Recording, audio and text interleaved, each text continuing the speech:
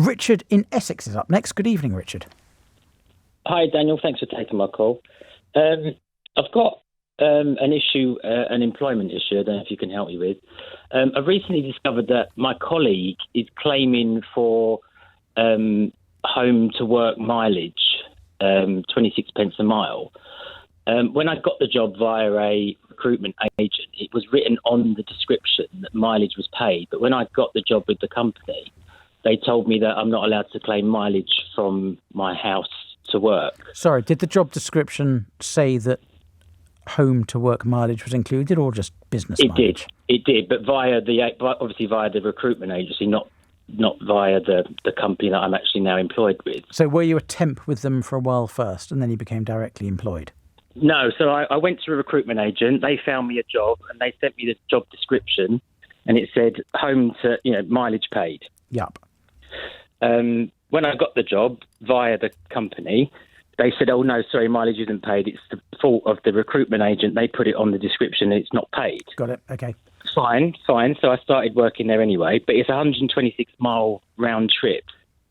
And subsequently, I've now found out that the woman that I work with, there's only two of us that work in the office because we work on site. She's claiming mileage, and they're not allowing me to claim mileage. Okay, so that's a legitimate issue you've got there. There are two ways to handle this. But what you've got to recognise, Richard, is if you raise it, they might suddenly realise they've been paying her in error and stop her mileage. And that's not going to make you many friends. I just put that there as a warning. But there are two ways to handle this. Number one is to do the soft approach, which is to raise it with HR. Have you done so? I haven't raised it with HR yet, only with my manager. But if I need to raise it with HR, I will. What did your manager say? He's going to come back to me, but he doesn't think they will pay it. Okay. But subsequently, the woman that's claiming it is now leaving me in that office on my own until they find someone else. So I thought now's a great time to ask for me to claim it because they're not going to be paying her it anymore. Yeah, understood. Right, so option number one is raise it with your manager, raise it with HR, and they might agree, but you can't compel them to.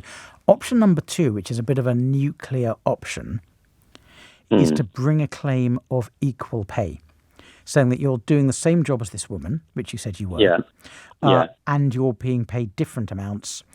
And unless they can show a good reason for the difference in payment, a tribunal will assume that it's because of sex. You're a man, she's a woman, and will award you the difference. Now, normally equal pay claims are women claiming the same as men who get paid more, but there's no reason in theory, and sometimes it happens, that it can't be the other way round. A man complaining a woman's being paid more. That's the legal route. You can compare yourself. You can use her even if she loses the company, but it becomes trickier once she's left the company. Will it help if I'm homosexual? Would that work or not? Well, do you think the reason you're not getting the money is because you're homosexual?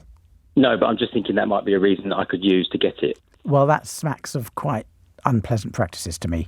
Okay. Richard, I really wouldn't recommend you go down that route. Okay.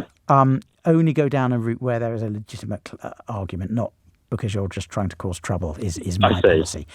But I think you've got a good claim there on the equal pay basis, but as I say, it's the nuclear option because you're not going to make yourself any friends by bringing litigation against the company that employs you.